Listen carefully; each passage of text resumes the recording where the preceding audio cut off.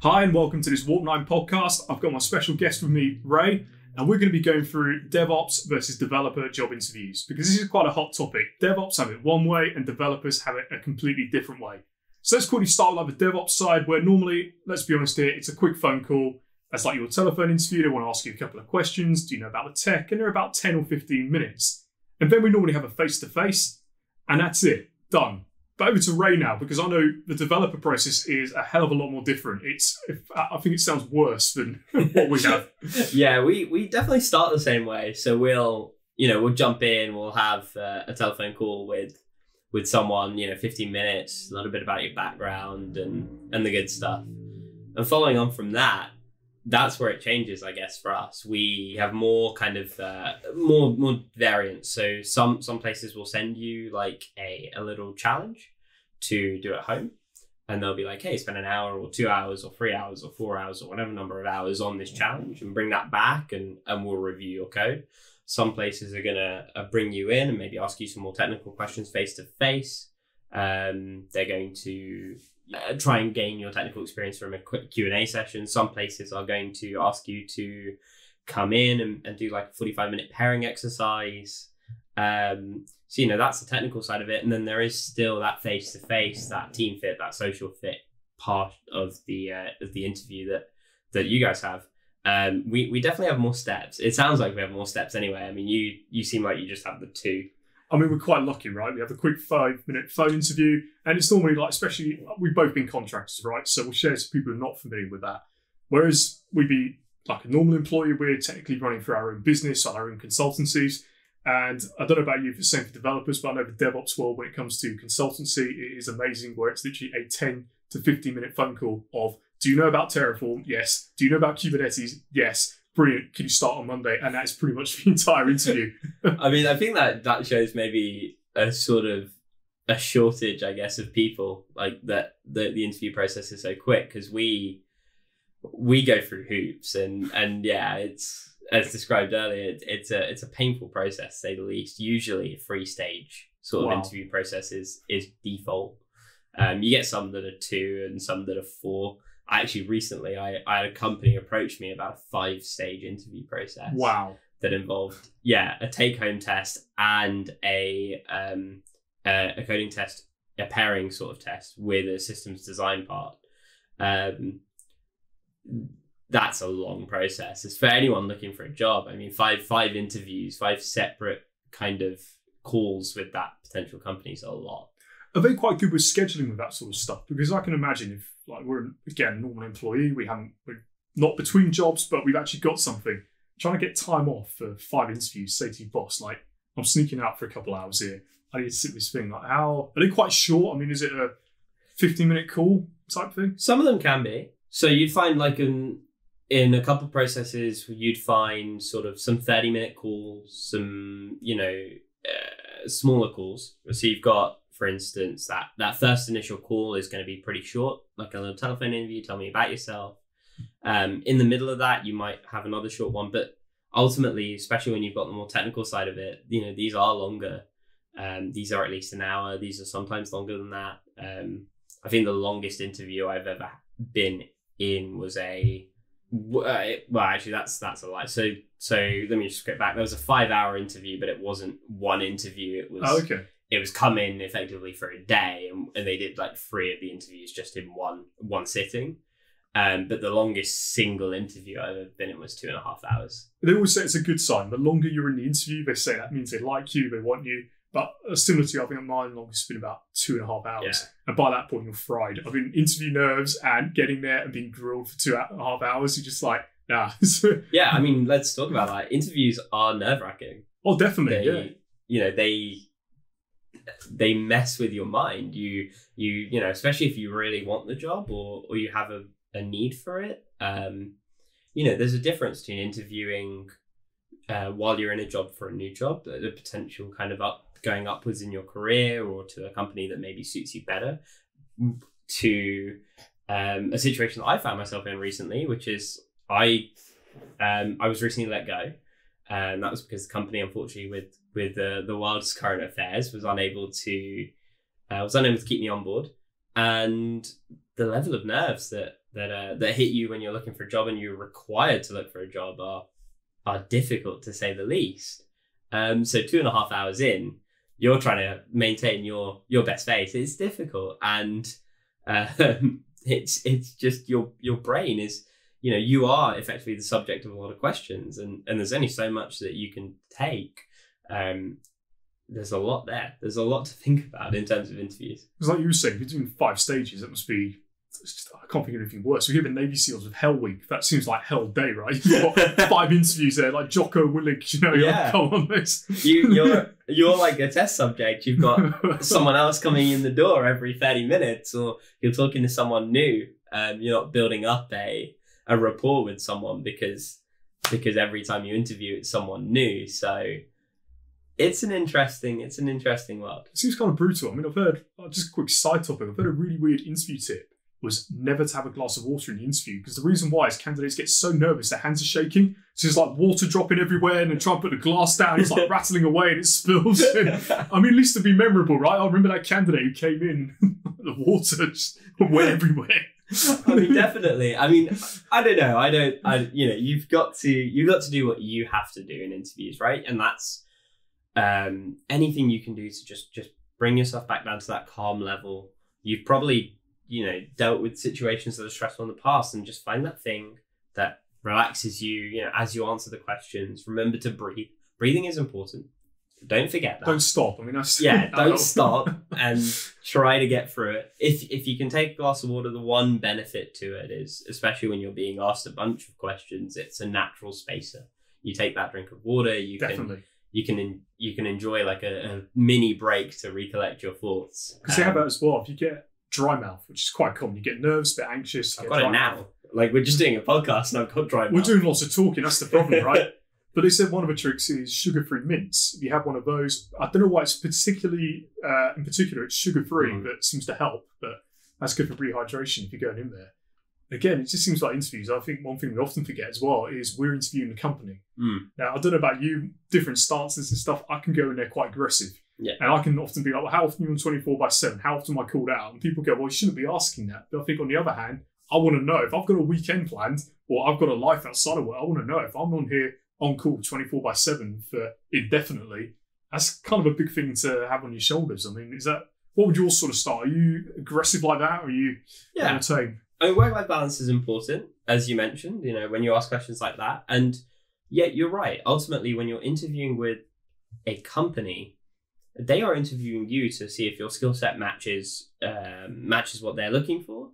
But you're also interviewing them to see if they're going to provide you with the opportunities you need. Especially if you're going to a new job, and if you're in the more junior, midway, even if you're a senior, you're looking to progress, into leadership, into architect type of roles, into various different roles. What you're looking for from that company is, how are they going to support you? You have to ask those questions. Those questions are important. Ultimately, as much as most of the interview will be focused on your questions for them, do make sure that you take time to ask them about things that are important to you. If you have children, you're going to be thinking about things like getting home to do the school run. That's a good point. Yeah. If you have other commitments, you play sports every week, you do some sports outside of work, you're going to want to know that on that day you can be there. You're not going to have to always be required to stay back or do something. Now, there's always circumstances which can change one-on-one. It's to be expected, isn't it? Yeah, but you want to find out what their stance on, their culture, their work-life balance, their, ideas on how they're going to help you progress and learn. You're interviewing them. You've got to make sure that they are helping you as much as you are helping them. Don't forget that. You're a valuable commodity in and of yourself with your skill set. Definitely. I mean, especially like we say, developer and DevOps being so high in demand. It seems kind of like an interesting time right now. There seems to be a bit of bending backwards at times for candidates. Like, oh, we're not quite sure who's got the right level of experience, or maybe she is a little bit too far away, but we'll let them work from home. And again, I think this is one of the probably important bits, is negotiating those benefits right at the start. Because then a lot of people start in and go, okay, this is a bit different. And yes, it can be hard, but I think it's just one of those things, if you find out that, okay, well, let's say the commute is 2 hours, you don't realise it, or okay, we do the interview, I think in my case it was in Croydon, so we're going to have you working in London, and it's like, okay, there's an hour and a half difference between the two. go crap. Now I'm in Croydon, like, okay, negotiate at the start. If you knew that, then it's even like questions to ask. I know we're kind of on 3-4 different topics here, what to do in the job, what to do after. But like you say, it's that key bit of getting in there and negotiating. What is your life like? If you need to get back early, if you need to go back late, is there any flexibility? So that's going to be quite a good thing. If you often hear that phrase, that's the way we always do things, I think that's probably a very good red flag to say, I'm out the door, because that is just like, yeah. Yeah, it's always you have to look at everything in balance, right? So yeah, that's the way we've always done things. There are elements of that which are good for culture. It's embedding a culture that has certain expectations. There is an element of ensuring that you are well represented, and in our industry, especially here, that there's an emphasis on utilizing agency or internal recruiters. And don't forget that those recruiters are there to help you answer those questions where you may not have the time to ask them in the interviews. They're there to ensure that you get, kind of the best deal between yourselves and them. Use them. Make sure that you ask the questions to them. Make sure you build a good rapport with them. This is actually an interesting point that I've heard, obviously being not directly involved, but with hires as well. And I've heard a really interesting stance on this, because you touched on this, is recruiters and internal recruiters withholding salary information. Because we're all motivated by different things. Some people want different work culture, people want different money, people want job titles. Mm-hmm. Everyone's got their vice. But I've often wondered with that sort of stuff, what are your thoughts when recruiters and internal recruiters don't disclose that salary? Because for me, that's the first question I want to know. If I'm making that leap from quite comfortable at a job, you've got to be offering something really good there for me to go. And usually, let's be honest here, money is the motivator. We want a new car, maybe a different house, want to go on holiday. What are your thoughts on that? Yeah, I mean, ultimately, salary is important. And I feel like at times a little bit taboo over here to discuss. Ultimately, it's important. And I don't think any of us could disagree. We live in a society where we do, we want to own or rent our places to live. We want to have our cars, our transport, our food, everything. So it's important, of course. And if a recruiter is withholding that salary information at the beginning, that's not always a massive red flag. There are going to be companies out there who don't want their ranges just published out to the world for whatever reasons.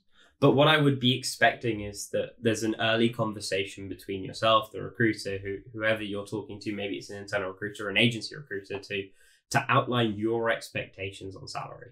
Because ultimately, that recruiter is a middleman. The client has an amount of money that they're willing to pay to fill any role. And you as a candidate are looking for a certain amount of money to take any role. And there's obviously some give and take in that on both sides, but there has to be an upfront conversation at least to define those expectations. Don't go into it blind, because going into it blind will only lead to assumptions. And there's an old saying that I love to use. It's assumptions, assuming. To assume makes an arse out of you and me. It's very true. I mean, that's like saying the big mistake is kind of going in there. Like, I've done it at times myself. I haven't asked for salary because the recruiter said, it's roughly, and we'll hear between X and Y. And you go in there, and I think it's also quite nice as well. If you're not quite the negotiator, you're not going to go in there and say, yes, I want more money. It's always quite good, like you say as well. If you have an external recruiter, they're on commission, which means they're motivated to get as much money for you as possible. I think it's on percentage, isn't it? They'll, depending how much they get, difference between £70,000 and £80,000 might mean quite a few thousand. Because I didn't realise one of the DevOps companies I was working with, it was £20,000 per candidate they brought on. So you can imagine when they lost someone, that was expensive. But to get them on board, that recruiter was very motivated to get you on board. So if you said, hey, I want more money, that recruiter was going to fight tooth and nail to make sure you got whatever salary you wanted. Yeah. I mean, I heard one story where one of the guys went back and he not jokingly, he turned around and said, give me £5,000 more. And the recruiter went back and said, yeah, I've got you 10. And it was like, it's a great place to be. Yeah, that's a hell of a story. Interesting. Yeah, I mean, recruiters all have different models and different agreements with companies. And so that is what it is. And their business is their business. There's definitely an element of just negotiate and be honest and be upfront and be open. And those conversations can be difficult. They have been stigmatized in a way, and it can be difficult to outline and talk about it. But just be open and honest. Once you've said your figures and once they've said their figures, it's out in the open, and no one has any disputes about where you are. You both know where you are. Exactly. And it also helps you make that move. Because as we said, if you're quite comfy, you like where you are, you're used to the job, it can be quite hard to say, I'm prepared to leave that now. Because I've been there myself. I enjoyed the team so much. It's like, you've really got to poach me away. And when that offer's on the table there of you can't, that offer that can't be refused. And again, it's one of those things nearly every engineer I've spoken to has had this offer. And it seems like the big thing, because if you can't tell, we're based in the UK here. And we obviously hear about the promised land of America. We hear about the fantastic tech jobs like Google now, $800,000 a year. You go, wow, yeah, that's the sort of job we want. Like, more job offers like that, please. And a lot of the engineers I've spoken with, always used to be my predecessors, always get the call from America. Never say which company, but they always get the call of like gave them an offer he couldn't refuse. And it's like, okay, how much do they offer? 300,000 US. And you're going, what? It's like, I was there before, you sure don't want my contact details. Now, I might be interested in as well, but it's one of those things, like you say, salary is kind of one of those king things. That I've always said this, and it's been a personal saying I picked up off Slashdot like all these years ago, but salary or loyalty is only a paycheck away. And if someone comes in there with that right paycheck, it does seem to be one of those things that even the most loyal engineer can go, oh, well, that's, I like the figure on that, that's got the right number of zeros on it. We're all human at the end of the day, and we can all be enticed away with various different things, whether it be flexibility, whether it be salary, whether it be the opportunity to progress. And that, I guess, the other side of that interview process, yes, companies are interviewing you, but that's why you interview companies, is that those opportunities have to be there for you in order to keep you around, right? And that's what you want out of your career. If you want that out of your career, you're going to be looking for that in your job. And sometimes that might mean that you're giving up on one thing for another, or you're making that compromise, but you've got to find the right balance of what works for you. We often say it's the thing that scares you the most normally means you're going to grow the most as a person. So even taking that very painful leap from I'm used to this, I know the systems, to I'm going to do something new, all of a sudden it's just like, how awesome is that? How much am I going to grow? So I think we've all been there. I'd love to get a bit of experience on this, because from my side, I went from what I didn't realize at the time was actually quite low, mid-level DevOps engineer on paper, but then ultimately had the experience level from working at that to take on a lead role across 3 separate teams on these huge multi-million-pound projects. And I mean, when you start looking at that, you go, well, you're not scared about taking that leap. And it's just like, yeah, you can imagine it's terrifying to go, hey, we've got this like multi-billion-pound project, can you take over it? Like, yeah, sure. Like, how hard can it be, right? But I'd love to hear it, like, the leaps you've made. And like, obviously, I imagine when you go for something, you're quite scared, quite anxious, going, I'm going to have to do this massive task. I think it's natural. I think everybody will have levels of anxiety in any sort of leap. I mean, I've been lucky to make those leaps quite quickly. Moving from kind of, I started as an apprentice. I actually started as an apprentice developer, and before that, I started just coding in my bedroom. And I think that's a story that a lot of engineers, developers will have in common. The bedroom coding sessions and the 3 a.m. cans of energy drink will power you through. Definitely, we need to get sponsored by them. By the way, if you're listening to this monster, we're looking for that sponsor, because honestly, here everyone talks about tea and coffee, but like I think for both of us here, cans of Monsters seem to be like they've definitely helped. So yeah, I started in the bedroom, got an apprentice job, and then really started making my progression. Every time you progress is scary. Like the first day I left my first company, that was a really interesting and scary time, and it was my first leap into the unknown.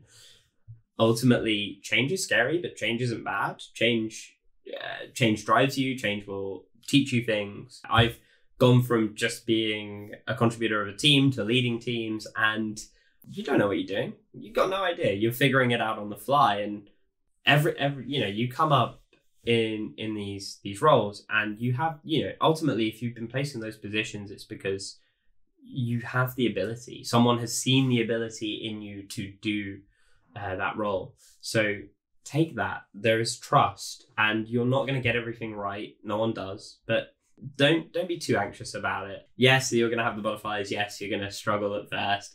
Yes, it's going to be scary, and change isn't always fun, but run with it. Learn from your failure. We're developers, and we all typically work in, nowadays, very agile cultures where we should be introspecting very often. Introspect, learn, think upon your failures and learn from them. Think upon your successes and build upon them. There's a couple of great people that I listen to in the world of sports who make a lot of these things of build upon your strengths and understand your weaknesses. if you're strong in certain areas, really build upon them. That's you, that's your bread and butter, and make that the best it can be. And your weaknesses, it's not to ignore them, but understand them, know you're weak in them. You're going to want to progress them, obviously, so that they're not massive weaknesses of yours anymore. But take that internal kind of idea of taking your strengths and making them the best they can be. It's always stuck with me. It's always something I've done in my career. It's a really powerful point, exactly that. So I think, again, too often we focus on, I'm not good at this, when actually really play to your strengths. Because I found for me, personally, I said, I know my strengths are very much problem-solving side, they're very logical, but I know sometimes the social side can be a struggle. I think a lot of IT people are quite introverted by nature, and it can be quite hard to go into quite an extroverted world where interviews and thrust upon, and now you've got teams to talk about and all sorts of crazy stuff, and you go, actually, it'd be really quite daunting. But if you know that's a weakness now, play upon it, work and get stronger. If you find, okay, like for me, I hate public speaking at times. You say that, you'll probably see me on these big conferences one day, and like my TEDx talk and stuff. But like even the stand-ups, I found out, even like daily stand-ups, I was terrified of going up there when I used to pass like the, I don't know what you used to use in your case, but I think like the mascot. Yeah, it's like rubber dice or something. We used to get that. I used to be terrified because there were these guys, I'm working with this like new API and I'm integrating, like, what are you doing? Like, I started, mate. I don't know what I'm doing. So next. Yeah, it's always fun. You just gotta, be you. And part of interviewing as well, to bring this almost back onto topic, part of interviewing is to find out about their culture, find out how you would fit in, team fit. They're interviewing you for that, but so are you for them. You want to make sure that you're working with people that are nice to work with. Ultimately, you spend 40 hours a week, typically 35 hours a week, maybe, depending on your role and your hours, longer, shorter, whatever. But you spend a lot of time with these people. There's 168 hours in a week, and if you're spending 40 of them with these people, that's a lot of time. That is a quarter of your week right there. So make sure you enjoy it. Yeah, enjoy it. Don't. We spend a lot of time with the people we work with, so we should enjoy it. And again, I always say this in my videos, and it's one of those things I always say, quit. If you don't like it, if you tried your best, but even coming back to this, you might find I'm going to quit because I just don't like it. Something's not right. So you may be coming out looking and going, time to find out a new job, time to get back interviewing. And if we wrap this up now, because I think it's been quite a good podcast so far, but I really can tell we've got a lot of topics we can cover. What would be one tip you would give someone who's going fresh out right now, having a look for a job? If you're out there looking for a job right now, the biggest tip I can give you is explore every option, take every opportunity, reach out to your network if you have one, and find a role that suits you. Find a role that is going to help you progress in your career in some way, whether that be through they do something with a different technology, whether they're offering you the ability to progress in terms of your seniority. Explore every option and just go for everything that comes up. There's sometimes a fear of seeing something that you're not fully qualified for and not going for it because you don't match the exact job spec. I think everybody understands that we're all looking to grow. So if you see something and you think it's ambitious, give it a shot. You might actually get there, and you might find yourself in a position that you didn't think you could achieve. And you also might get rejected too. But that rejection will hopefully come with some really good notes on why. And then you can go off and work on them, because in a year, 2 years, 6 months, 3 years, whatever it might be, you can work on the things that they didn't quite see as being ready for that position at that time, and then come and be there. You have a solid plan there to get ready. So that's, I guess, be ambitious. To sum it all up, be ambitious. Go for everything that you think, even if you're not fully qualified for it. So you read my mind, because I'm a big preacher of that as well. Just take that leap of faith, because the worst that's going to happen is they're going to say no. Best thing that's going to happen is it's going to be that job at Google for $800,000 and you got an accept. Yes, we'd love you. Please come in. Yeah, just don't forget the Silicon Valley rent. So you'll be paying 600 of those 800,000 away in rent, and the rest of it, just, it's all the good stuff. Yeah, you get to spend your $5 at the end of it on a can of energy drink. But definitely on that line note, definitely just take that leap of faith. Go for it, because they often say fortune favours the brave. And that's kind of what we're trying to stress here, of saying, go for it. I mean, obviously you hear that from a DevOps point of view, and I imagine it's the same for developers as well. I hear a lot of people going, like you said, exactly that.